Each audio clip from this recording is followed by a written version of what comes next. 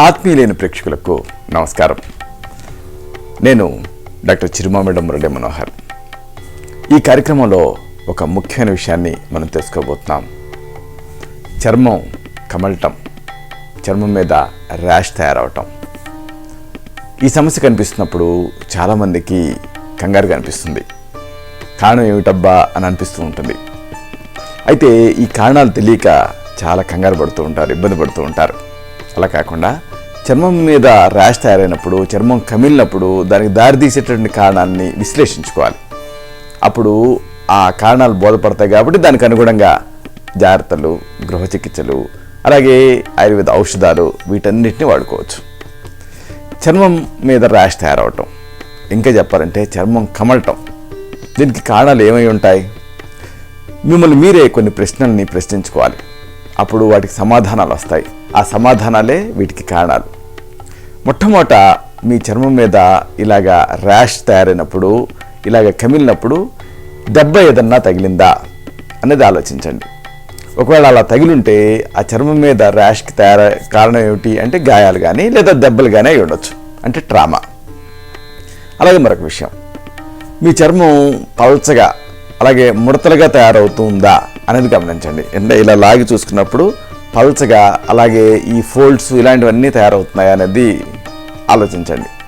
ఇతర అనారోగ్య లక్షణాలు ఏవీ లేకుండా కేవలం ఇలాగే ఉంటే అప్పుడు మీ చర్మం మీద ఈ ర్యాష్కి కారణం ఏమిటి అంటే వృద్ధాప్యపు దుష్ఫలితాలని, ప్రోజీరా అని అర్థం. అంటే వృద్ధాప్యం మిమ్మల్ని ముందే పలకరిస్తుంది అని అర్థం.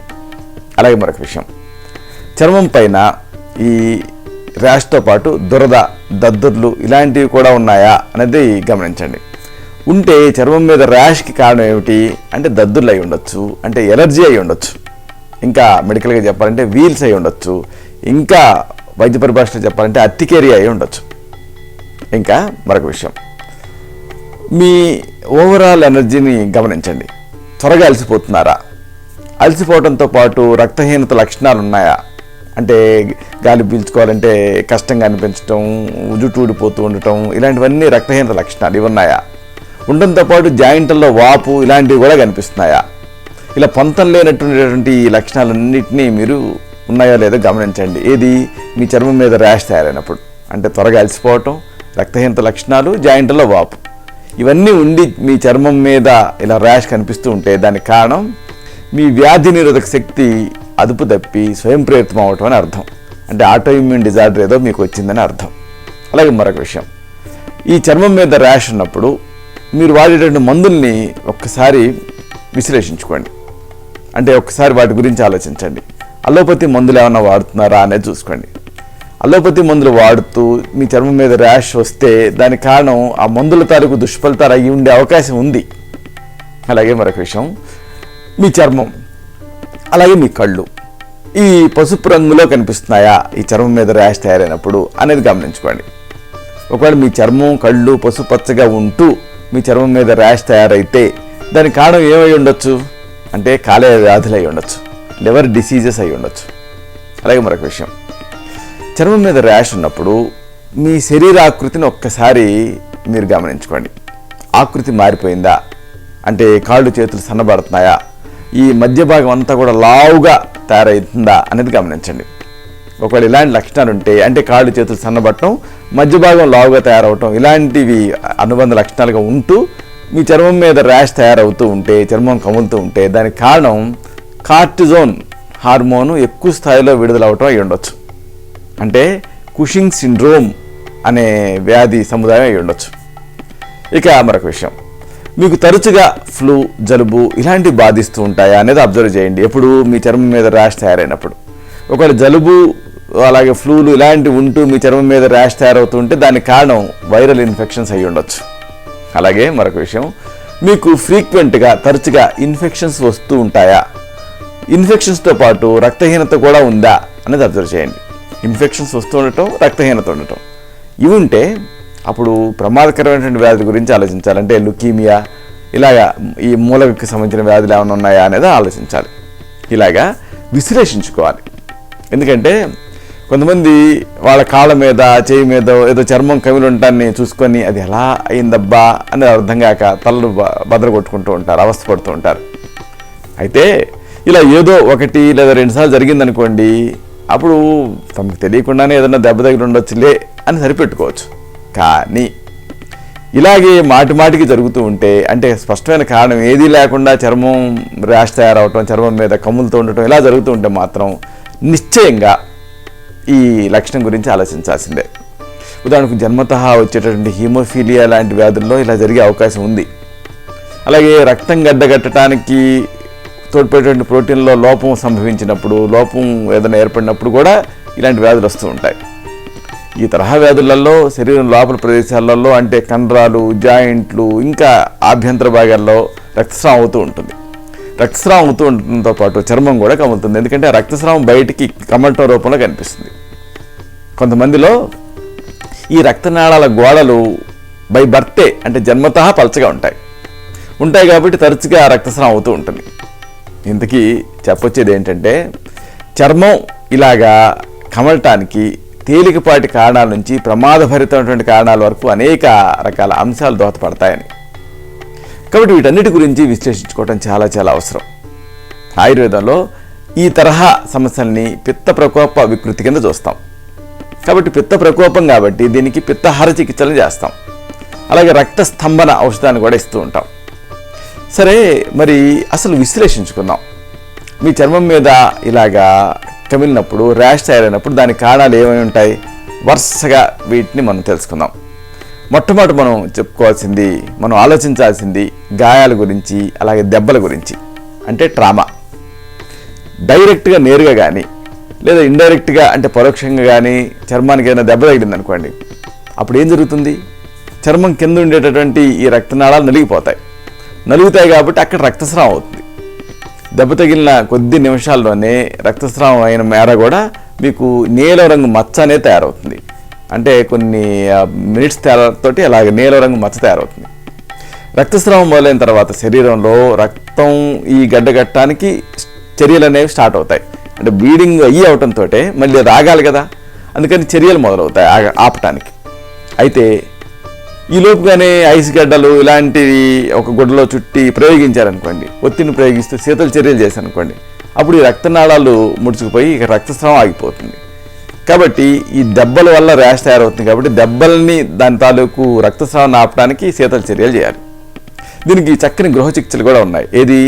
ఇంటర్నల్గా ఈ చర్మం కింద రక్తస్రావం అవుతున్నప్పుడు ఆపటానికి ఆవు నెయ్యికి కొద్దిగా ఉప్పు కలపండి, వేడి చేసి ఎక్కడైతే మీకు ర్యాష్ తయారైందో అక్కడ మర్దన చేసుకోండి.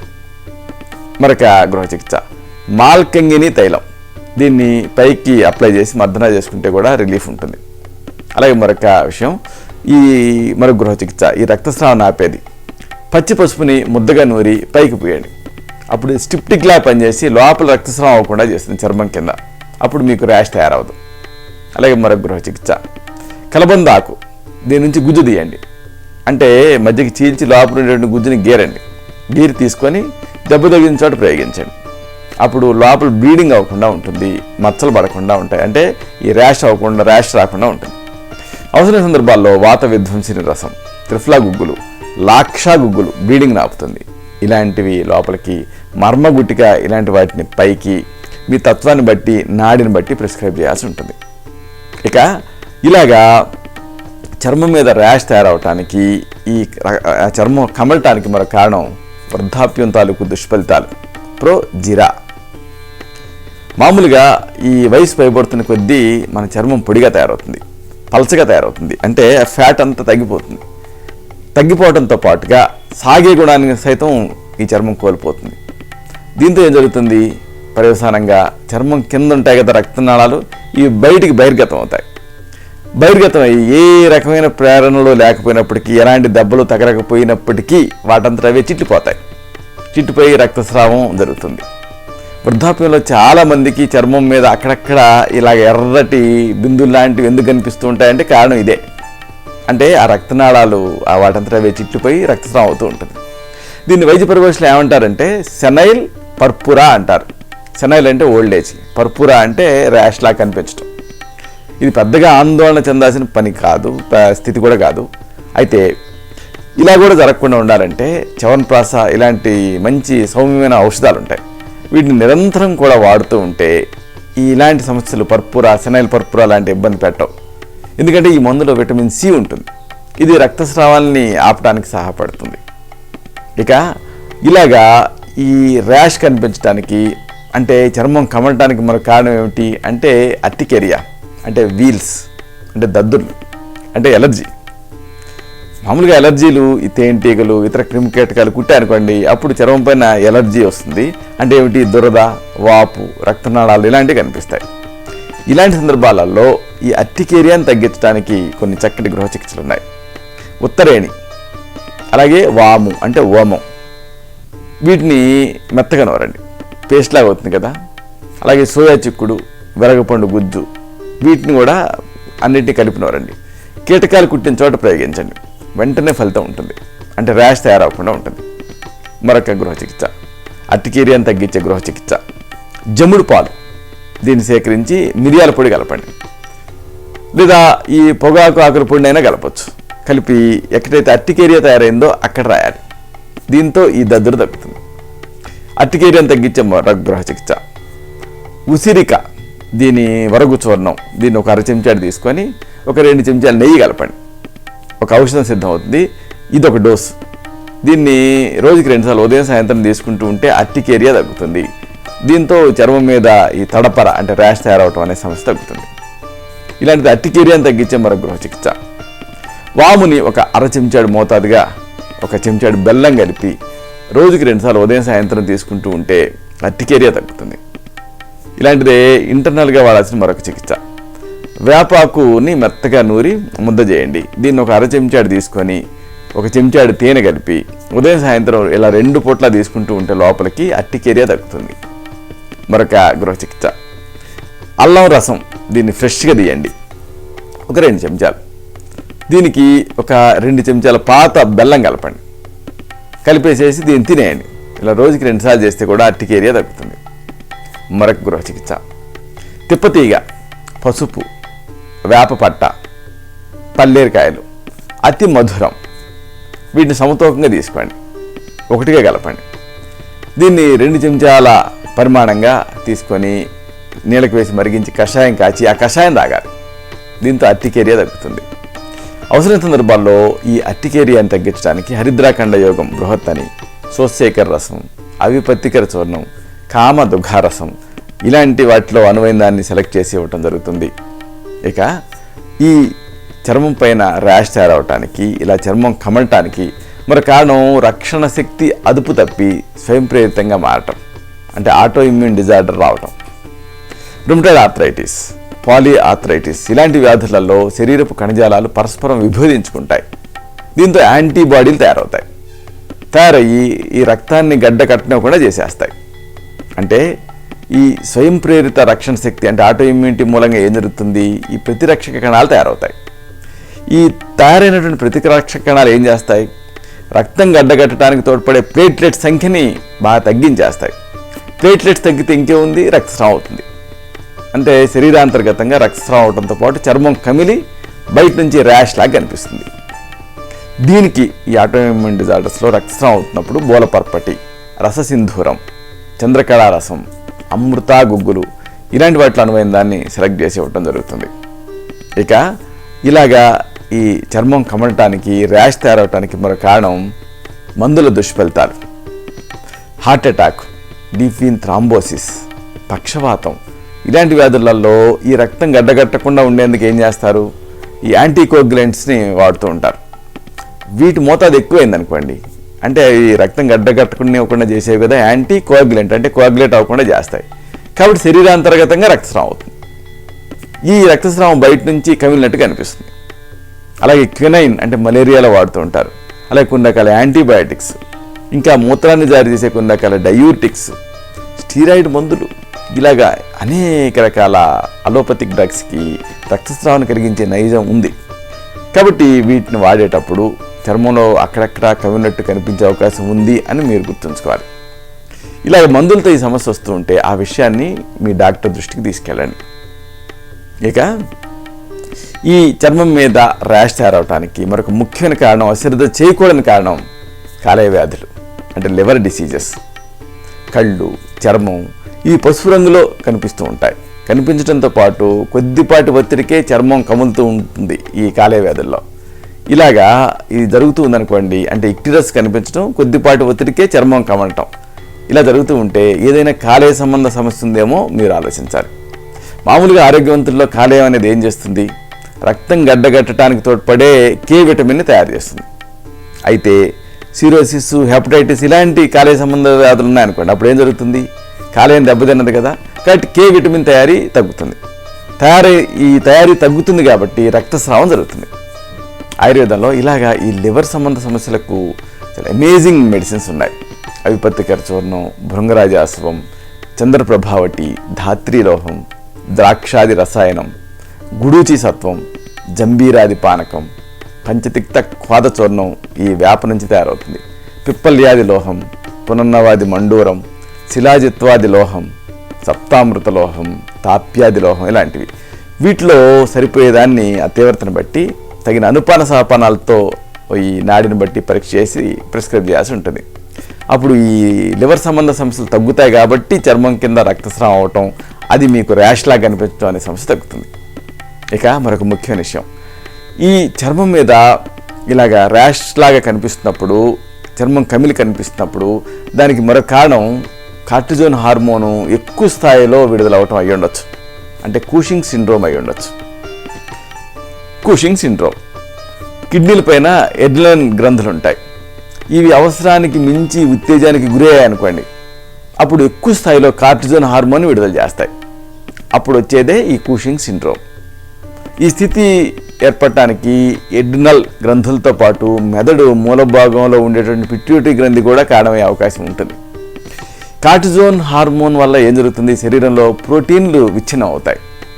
రక్తనాళాల గోడలు కూడా ఈ ప్రోటీన్ సంబంధ పదార్థంతోనే నిర్మితం అవుతూ ఉంటాయి. కాబట్టి ఈ రక్తనాళాల గోడలు చిట్టుపోయి రక్తస్రావం అవుతుంది. ఎందుకంటే ప్రోటీన్ విచ్ఛిన్నమైంది ఈ హార్మోన్ వల్ల.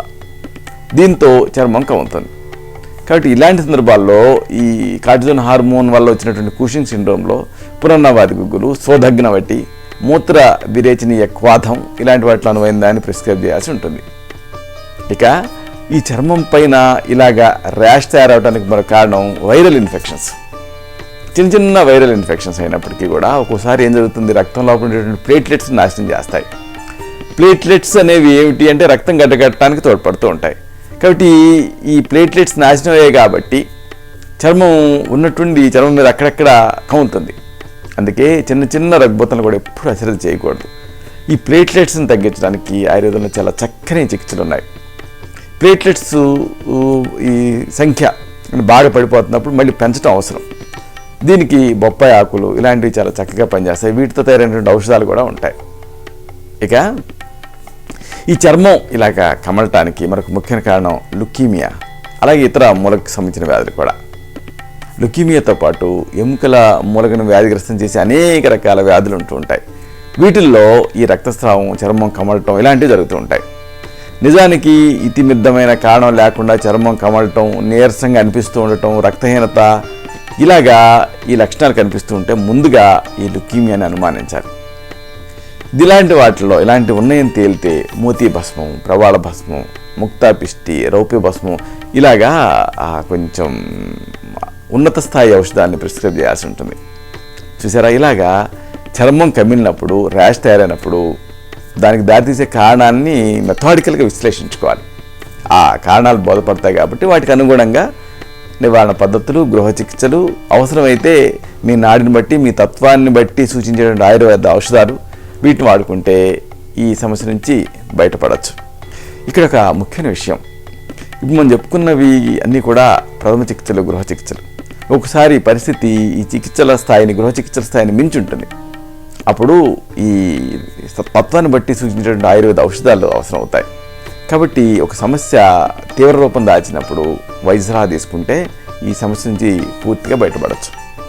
ఇలాంటి మరొక ఆసక్తికరమైన విషయాన్ని తిరిగి ఇదే కార్యక్రమాల పరంపరలో మనం కలుసుకున్నప్పుడు సవివరంగా, సశాస్త్రీయంగా, సమగ్రంగా తెలుసుకుందాం.